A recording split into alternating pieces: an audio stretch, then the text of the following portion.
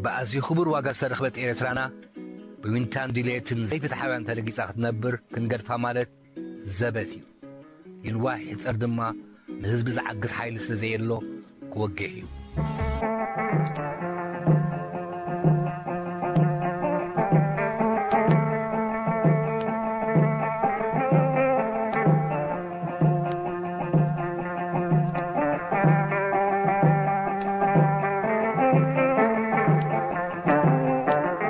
معرف عسر تربعته قصرنا صنت إرترا صلواوت ان بيفينس فورزا أبوليتيكا إرترا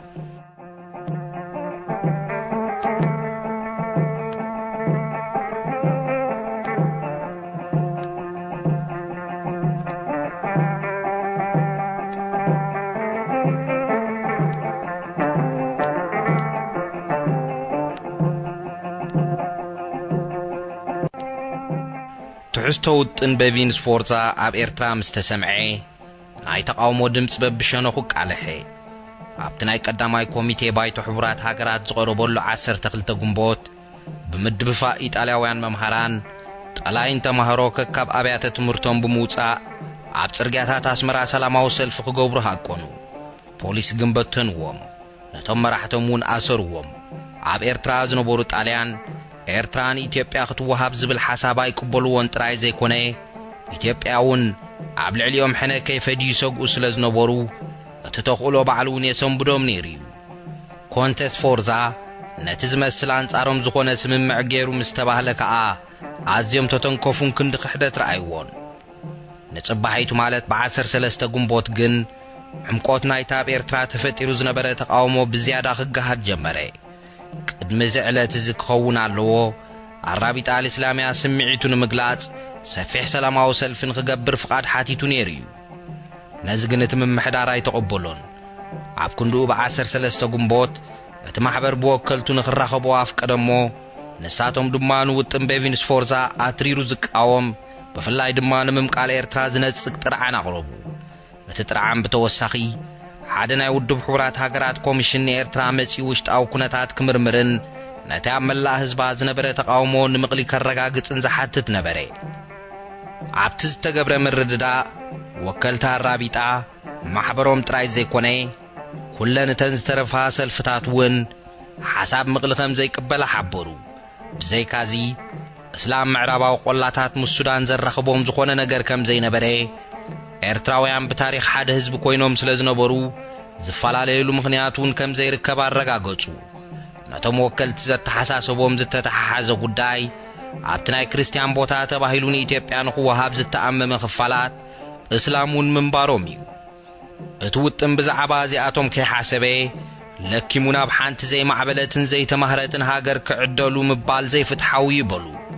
ኢትዮጵያ ናይ ገዛእ ርእሳ እስላም እትጭቁን ሃገር ምንባራ ድሕሪ ምሕባር ድማ ሞግዚትነት ብሪጣንያ ከም ዝመርጹ ፍለጡ እታ ኣመሓዳሪ ብወገኑ ነቲ ናይ ሕቡራት ሃገራት ኮሚሽን ይምጻና ዝብል ሓሳብ ኣስሚሩ ሕቶታት ኣቕረበ ከምዚ ዝኣመሰለ ሓድሽ ኮሚሽን ነታ ቀዲሙ መጺ ዝነበረ ናይ 4 ሓያላት ኮሚሽን እንታይ ክምልእ ኣልዩ ምምጻእ ሓድሽ ኮሚሽን ከናብ ምፍሳስ ደምዶ ኣየብጽሕ እንትብሉ ዝብል ሕቶ የቕሪቡሎም ካብ ሓልዮትን ንሰላምን ይሓትት ከም ዝነበረውን ገለጸሎም እቶም ወከልቲ ግን ንጹር መልሲ ሃብዎ ወከልቲ ተን ሓያላት ኣብ ሓድሕዶም ስለ ዝተባእሱ ናይ ሓባር ጸብጻብ ክህቡ ይከኣሉን ድማ በልዎ ብርኢቶም ናይ ሕቡራት ሃገራት ኮሚሽን ብውሕዱስ ካብ ህዝቢ ኤርትራ ሓደ እኳ ምቕሊ ከም ዘይድግፍ እቲ ዝበዝሕ ንኢትዮጵያ ክወሃብ ከም ዘይደሊ እስላም ድማ ናብ ኢትዮጵያን ሱዳንን ክገማምዑ ከም ዘይደልዩን ካብ ክልቲኡ ናጻ ክኾኑ ከም ዝመርጹን ከም ዝገለጹሉ ትመሓዳሪ ሓበረ ሓሳባት ቤቪንስ ፎርዛ ድማ ተጻባኢ ናይ ድሌትን ረብሓን ህዝቢ ኤርትራ መንባሩ ደጋጊሞም ኣረዱ እዚ ናይ ሰላማዊ ሰልፊ ሓሳብን ጥርዓንን ኣራቢጣ ምስታብ ኒውዮርክ በተን ማሕበራት ቆይሙ ዝነበረ ህዝባዊ ግንባር ኤርትራ ብቐጥታ ዝተራኸበ ወይ ቡ ዝተደረኸ ክኸውን ይኽእል ምኽንያቱ እቲ ግንባር ብ13 ግንቦት ብስም ሰለስቲአን ኣቆምቱ ማለት ኣራቢጣ ፕሮ ኢጣልያን ኢጣልያ ኤርትራውያንን በኢብራሂም ሱልጣን መሐመድ ዑመር ባዱርን ዶሮሲን ዝተፈረመ ቴሌግራም ናብ ኩለነተን ናጽነት ዝድግፋ ማሕበራት ማለት ኣራቢጣ ኤርትራን ኤርትራውያን ሻራ ኢጣልያ ወታደራት ኢጣልያ ነበር ተላኢኹ ነይሩ እቲ ቴሌግራም እቲ ብውድብ ሕቡራት ሃገራት ተኣሚሙ ዝነበረ ሓሳብ ንኣትላንቲክ ቻርተር ዝቃወም ከም ዝነበረ ድሕሪ ምግላጽ ነዚ ዝስዕባ መልከተ እቲ ብቤቪንን ስፎርዛን ዝተገብረ ስምምዕ ንዓና ዓብዪ ጉድኣት ስለ ዝኾነ ክንቅበሎ ኣይከኣለናን እዩ ከመይ ንማለት እዚ ዝገበርዋቶ ስምምዕ ስነትን ንጽበዮ ዝነበርና ናጽነት ኤርትራ ሃገርና ክንረክብ ዘከላኽል መገዲ ኮይኑ ይዝረአ ዘሎ ብዝኾነ ኮይኑ ምቕቅል ናይ ኤርትራ ሃገርናን ወይ ከዓ ብኻልእ ዘይናታ ምጽምባርን እዚ ብኣማን ቅቡል ኮይኑ ኣይርከብን እዩ በዚ ነገራት እዚ ነዛ ክብርቲ ባይቶ ሕቡራት ነገስታት ዓለም ብግልጽ ነፍልጥ ኣሎና ከመይ ንማለት እቲ ወጢናቶ ዘላ ሓሳባት ከምቲ ውዕል ኣትላንቲክ ተገይሩ ዝነበረ ኣምሳዩ ስለ ዘይኮነት ኩሉ ፍትሕን ሓቅን ስለ ክረከብሲ እዚ ኩሉ ነገራት ናብቶም ዋናታት ጨረስቲ ነገር ናይ ኣትላንቲክ ውዕል ክምርመር ይድላይና ኣብ ልዕሊ እዚ እቲ ቴሌግራም ነቲ ጠለብ ናይ መርማሪት ኮሚሽን ደገሞ ሙሉእ ናጽነት ዘይከኣል እዩ ዝበሃል እንተኾነ ድማ ኣህጉራዊ ሞግዚትነት ጠለበ በዚ ስዕብ ቃላት ድማ ደምደመ እዚ ተሓሲቡ ዘሎ ናይ ምምቕቃል ሃገርና ኤርትራ ከም ስጋ ጉዚ ንሕና ይንቕበሎን ኢና እቲ ምርጫዊ ሓሳባትናን ትምኒትናን ከይተኸፋፈልና ሙሉእ ዘይጉዱል ናጽነት ናይ ህዝብና ክንረክብ ይድላይና እዛ ብርኽትን ለምለምን እነፍቅራ ሃገርና ብጥንቲ ብጥቅምቲ ጀሚራ ተፈላለያ ዘይትፈልጽ ኣብሎም በጺሓ ድላይና እንድላይ ሙሉእ ህዝብናን ኣይኮነን ወታደራዊ ምምሕዳር ብሪጣንያ ሓሳብ ምቕላብ ኤርትራ ፈጢርዎ ንዝነበረ ዓብ ስግኣትን ሕርቃንን ኣይስሓቶን ኣብ ሓደ ካብ ጸብጻባቱ ኩለን ሰልፍታት ንምምቃል ናይ ዝሃገር ይቃወማየን ስለዚ ድማ እቲ ጉዳይ ዘይምፍጻሙ ቁሳነት ሂብና ኣሎ ክብል ተኣመነ ቀጥታዊ ውጽኢት ውዲት ቤቪን ስፎርዛ ምምስራት ህዝባዊ ግንባር ኤርትራ ምንባሩን ሓበረ ብፍላይ ኣራቢጣ ብኽዕደት ብሪጣንያን ብሙሉእ መትከላቶምን ጠለባቶምን ኣዝዮም ከም ዝጓሃዩ ናብ ሱዳንን ኢትዮጵያን ክገማምዑውን ከም ዘይደልዩ ተኣመነ ሽሕኳ ሰላማዊ ሰልፍን ከይገብሩን ተኸልከለ እቲ ዝተቃወምዎ ሓሳብ ክሳብ ዘየብቅዐ ኣብ መጻነት መደቦም ከተግብሩ ከም ዝኾኑውን ኣመተ ካብ ኩሉ እቲ ናይ ፖለቲካ ሰልፍታት ማሕበር ሕብረት ነቲ ናይ ቀደም ዋዕዋዕቱ ዝጋቢልዎ ዝቐነየ ኣብ ሌክስ ኣክሰስ ኢትዮጵያ ብውሽጢ ምቕሊ ዝተቐበለት እምበር እቲ ማሕበር ነዚ ብንጹር ዝቕበል መርገጽ ወይ መደረያ ኣይስምዐን ተድላባይሩ እውን ኣብቲ መጋባያ ቀዳማይ ኮሚቴ ኤርትራ ብምልእታ ናብ ኢትዮጵያ ንኽጽምበር እዮም ሓቲቶም ዝነበሩ ስለዚ እዚ ድሌቶም እዚ እኳ እንተዘይተማልኣሎም መራሕቲ ይኹኑ ኣባላት ሕብረት ብፍሽለት ውጥን ቤቪን ስፎርዛ ናይ ዘይምሕጓስ ኣንፈታ ይረኣዩ እዚ ድማ ኣብ ወርሒ መስከረም ውድብ ሕቡራት ሃገራት ዳግም ንጉዳይተን ግዝኣታት ኢጣልያ ነበር ክሰምዕ ኣብ ዝጀመረሉ ግዜ ብዝሓሸን ዝበርትዐን ኣገባብ ክንቀርብ ኢና ካብ ዝብል እምነቶም ከይኮነ ይተርፍን መምሕዳር ብሪጣንያ እውን ነዚ ዝተብሂሉሉ እኳ እንተነበረ እቲ ነፍሰ ተኣማንነት ግን ብዝያዳ ኣብቶም መራሕቲ ዝተሓፅረ እምበር ኣብቲ ተራ ኣባል ዝንፀባረቕ ዝነበረ ከም ዘይመስል ይእምት ነይሩ እዩ ንኣብነት ኣብቲ ወርሕቲ ንዝኽሪ ምምላስ ሃፄ ሃይለ ስላሴ ካብ ስደት ኣብ ዝተገብረ በዓል ተሳታፍነት እቲ ተራ ኣባል ኣዝዩ ልኡም ምንባሩ ተዓዘበ እቲ ድሕሪ ቤቪን ስፎርዛ ክረአ ዝቐነየ ሓፈሻዊ ምትህድዳ ኣብ ኤርትራ ግን ነዊሕ ክጸንሕ ዝብል ትጽቢት ኣብቲ ምምሕዳር ኣይነበረን ብቐዳምነት ሼኽ ኢብራሂም ካብ ሌክስ ኣክሰስ ክምለሱ እንከለዉ ብሮማ ተኣልዮም ገና ዘይተመልሱ ብምንባሮም እቲ ናይ ናጽነት ወገን ይጽበዮም እዩ ዝነበረ እሞ ገና ዕርዮ ኣይተነጣጠፈን ኣብ ልዕሊ እዚ ግን ምስ ምጥርናፍ እቲ ናይ ናጽነት ወገን ፖለቲካ ኤርትራ ክልተ ንጹር ክፋላት ሒዙ ክጠማመት ጀሚሩ ዝነበረ ማሕበር ሕብረትን ህዝባዊ ግንባር ኤርትራን ኣብዚ እውን ይብል እቲ ጸብጻብ ምምሕዳር ናብ ሓፈሻዊ ስምምዕ ከብጽሕ ዝኽእል ናይ ሓባር ኣረኣያን መርገጽ እንድሮ ተቐልቂሉ ነይሩ እዩ እዚ ድማ ብዙሓት ሕሉፍ ናይ ሕብረት ስምዒት ዝነበሮም ሰባት ድሕሪ ቤቪን ስፎርዛ ናይ ሕብረት ውዕል ዝምባለ ከርእዩ ካብ ምጅማሮም ዝተበገሰ ነበረ ውጥን ቤቪን ስፎርዛ ጥራይ ዘይኮነ ብሙሉእ እቲ ናይ ባይቶ ሕቡራት ሃገራት መስርሕ ንስምዒትን ድሌትን ህዝቢ ኤርትራ ግምት ስለ ዘይሃቦ ኣብ መንጎ ኤርትራውያን ዝተፈጥረ ቅሬታ ቀሊል ኣይነበረን ካልእ ሲትረፍ ተድላባይሩ ባዕሎም እኳ ብብድዕን ኢደዋኒንነትን ኣባላት እቲ ባይቶ ቅሬቶኦም ገለጹ ብ29 ግንቦት ካብ ሌክስ ኣክሰስ ኣስመራ ምስ ተመልሱ ምስ ኣመሓደርቲ ኤርትራ ኣብ ዝገበርዎ ርክብ اتخابهم زقوانفهم عينتهم كم زخفتلهم قلتو موغزيتነት ዝበሃል ንረብሓ ጉዝኣት ዘይኮነስ እተን ሓያላት ከም መርከብ ዝያዳ መሬት ዝመርጾ ናይ ሸፈጥ ኣገባብ ከም ዝነበረውን ኣብርሁ ልዕሊ ኩሉ ተድላ ዝተቃወምዎ ውጥን ቤቪን ስፖርዛ ከም ሓደ ጥማር ኣብ ድምፂ ምእታው ነበረ በብውልቅ ጉዳይ ተራእይ እንተዝኸውን ኤርትራ ናብ ኢትዮጵያ ምኸደት ካብ ዝብል እምነት ካዮም ከምኡ ዝበሉ በዚ ኮይኑ በቲ ኣብ ቅድሚ ኣህጉራዊ ፖለቲካ ሪቶ ህዝቢ ኤርትራ ዋጋ ከም ዘይነበሮ ኩሎም ወገናት ተረዲኦም ምንባሮም ንጹር ኮነ እዚ ኩሉ እናኾነ እንከሎ ብፍላይ ኣብ ዝወርሒ ግንቦት ነጥፈታት ሽፍታ ዝግዝበለ መሲሉ ነይሩ እዩ እዚ ግን ነቲ ዝቕጽል ዝነበረ መጥቃዕቲ ኣብ ልዕሊ ኢጣልያውያን ከይጸብጸብካ ማለት እዩ ሓደ በዚ መዳይ ዝተፈጺሙስ እቲ ምምሕዳር እውን ኣብ ጸብጻቡ ገሊጽዎ ዝነበረ ኣብ ወርሒ ሚያዝያ ኣብ መንጎ ሓጎስቶም ነዎ ገብረ ተስፋጽዮን ወልደ ስላሴ ኣዳልን ኣስረሰይም ባየን ተኻይዱ ዝነበረ ኣኼባን ብሓባር ናይ ምስራሕ ስምምዕን እዩ ጸኒሑ እቲ ምምሕዳር እቲ ምትእኽኻብ ከም ዝተገብረ አንጻር ሕብረት ንዝነበሩ ምስሌነታት ሰራየ በርባዕቲዮም ቶም ሸፋቱ ብዝተፈረመ ናይ መጠንቀቕታን መፈራርሕን ደብዳቤ ክረጋገጽ ክኢሉ እዩ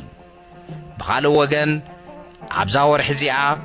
ናይ ኣኽሱም ንብረእድ ገብረ መስቀል ይዕብዮ ኤርትራ ብምእታው ምስ አቡነ ማርቆስ ኮለላታት ክገብሩ ናብ ውሽጣዊ ፖለቲካታ ሃገር ኢዶም ከእትውን ቀንዮም ነበሩ እዚ ኩሉ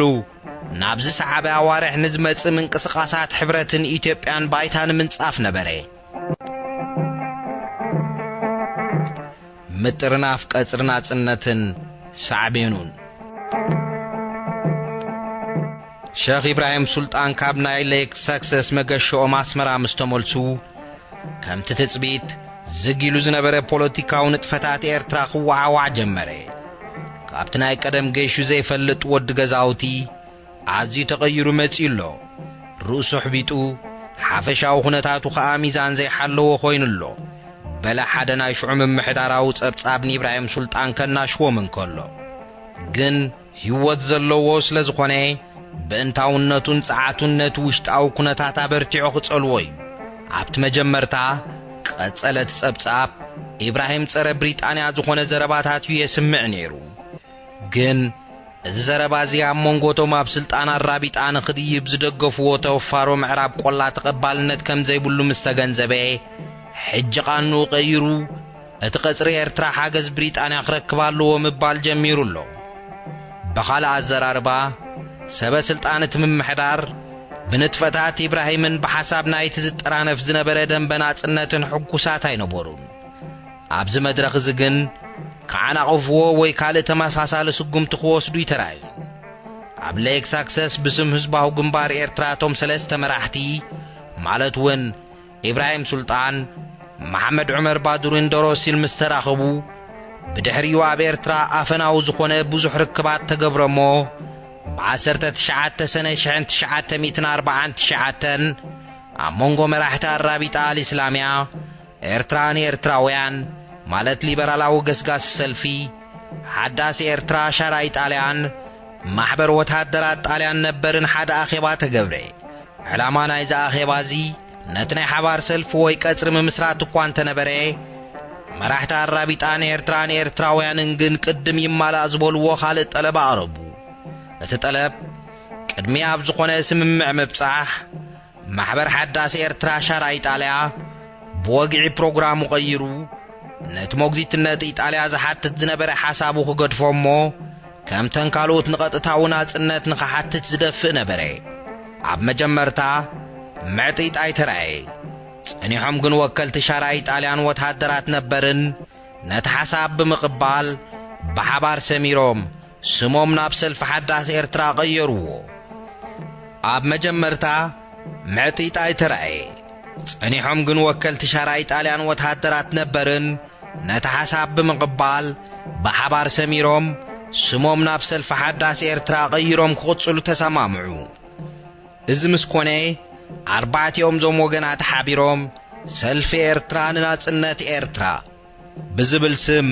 ኤርትራ ውሽጢ እቲ ሽዑ ዝነበረ ዶባታ ናጻ ሃገር ንኽትከውን ክቃለሱ ተሰማምዑ ነዚ ናይ ፈለማ ስምምዕ እዚ ማሕበር ኢጣልያ ኤርትራውያን ኣይተሓወሶን بمسرت ጸብጻባት ብሪጣንያ እዚ ዘይኮነሉ ምኽንያት አባላቱ ብሙሉኦም ሓናፍጽና በኤርትራ ሱር ዝሰደደ ረብሓ ዝነበሮም ኢጣልያውያንን ስለ ዝነበሩ ናቶም ምጽምባር ንገለ ዝያዳ ዓቀባውያን ዝኾኑ አባላት አራቢጣን ኤርትራውያንን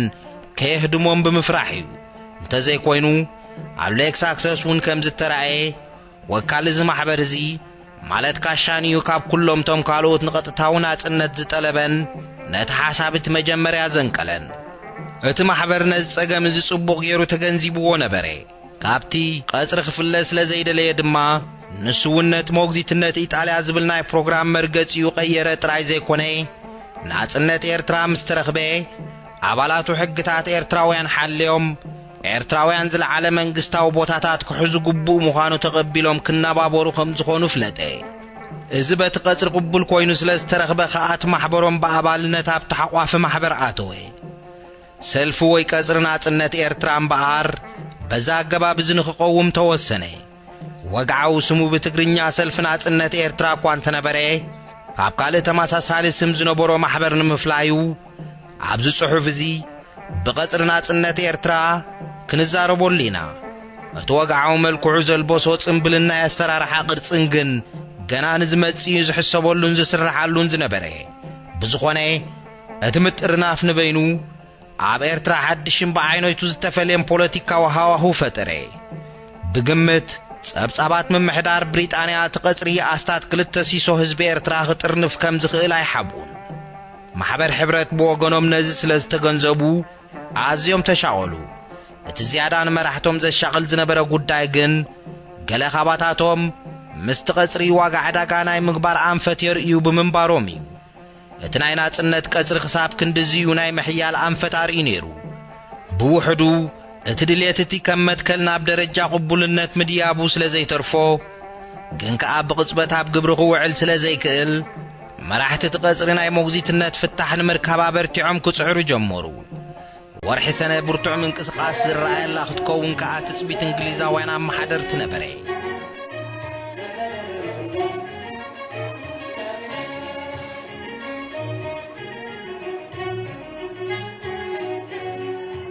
لخكن رقابي نفركن برا ملأختنا صحابي نهزبي عدي يكون أميدا أصدق سلوت السلام بالعالي خير كما يكون لا لا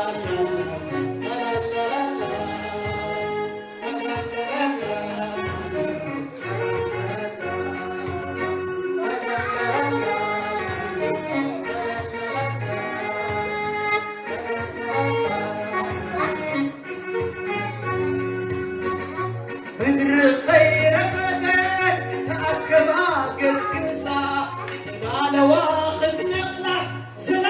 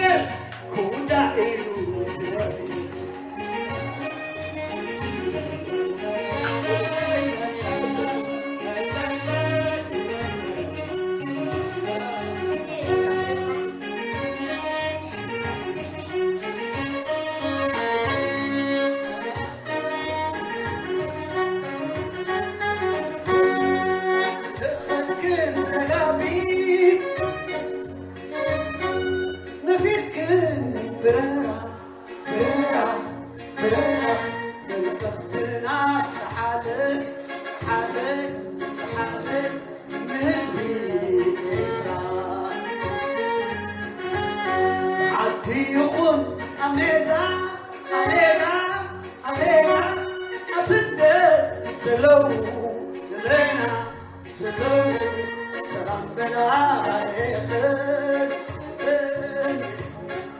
كما يكون يهدو لا لا لا لا